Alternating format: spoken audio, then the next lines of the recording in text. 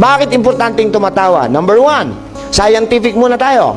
Pag tumatawa o nagiging masaya tayo, our own body, sarili nating katawan, produces happy hormones which is called endorphins. And endorphins, for your information, is a natural pain reliever.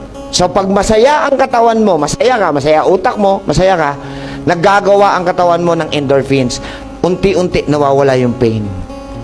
Kaya pag may masakit sa inyo, huwag kayong manonood ng drama. Naapektuhan kayo mentally and emotionally. Hindi nyo napansin, nanonood kayo ng drama, alam nyo ng artista yung gumaganap, nagagalit pa kayo sa kontrabida.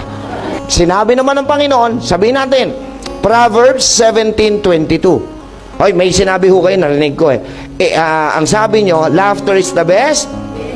Sabi ng tao yon. Ang sabi ng Diyos, Proverbs 17:22, a merry heart, hindi laughter, a merry heart, ang masayahing puso, tama, ay mabisa pa kaysa gamot. Pero ang malungkuting puso at espiritu ay nakatutuyot hanggang buto. Hindi totoo yung laughter is the best medicine. A merry heart, masayahing puso. Alam niyo kung bakit pinabubulaanan ko yung laughter is the best medicine? Sa mental hospital, araw-araw tumatawa. Wala namang gumali.